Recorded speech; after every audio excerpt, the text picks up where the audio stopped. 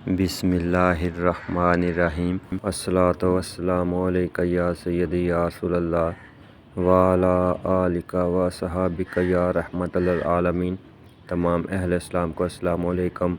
میرے عزیزو، درود پاک کے بارے میں امام ابن جوزی رحمۃ اللہ علیہ فرماتے ہیں، جب کوئی مسلمان مومن بندہ نبی کریم صلی اللہ علیہ وآلہ وسلم پر کثرت سے درود پاک پڑھتا ہے تو اللہ تعالیٰ اس کے دل کو منور کر دیتا ہے اور اس درود پاک کے بدلے گناہوں کی بخشش کر دیتا ہے، اور اللہ تعالیٰ اس کے سینے کو کشادہ فرما دیتا ہے، اور اللہ رب العزت اس کے تمام کاموں کو آسان کر دیتا ہے۔ میرے عزیزو، کسی بھی پریشانی کی صورت میں اگر آپ نبی کریم رؤوف الرحیم صلی اللہ علیہ وآلہ وسلم کو یاد کرتے ہیں، ان پر درود پاک پڑھتے ہیں اور اللہ تعالیٰ سے دعا مانگتے ہیں تو اللہ تعالیٰ آپ کی وہ پریشانی اور مصیبت کو ٹال دیتا ہے، کیونکہ جیسے جیسے ہم آپ صلی اللہ علیہ وآلہ وسلم پر درود پاک پڑھتے ہیں ہمارے گناہ مٹتے جاتے ہیں۔ اور میرے عزیزو، ہماری اکثر پریشانیاں اور مصیبتیں ہمارے گناہوں کی وجہ سے ہوتی ہیں۔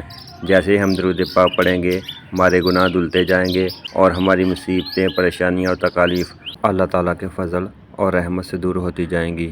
پیارے اسلامی بہن اور بھائیوں، جو لوگ درود پاک پڑھتے ہیں ان کو دو طرح کی برکات ملتی ہیں، ایک اللہ تعالیٰ کے دربار میں مقبولیت اور دوسرا نبی اکرم صلی اللہ علیہ وآلہ وسلم کے دربار میں مقبولیت۔ درود پاک کے بارے میں حضرت شیخ عبد القادر جیلانی غوث اعظم رضی اللہ تعالیٰ عنہ کا فرمان ہے کہ امت کا نبی اکرم صلی اللہ علیہ وآلہ وسلم پر درود پاک پڑھنا محبت اور شفاعت کا طلب کرنا ہے۔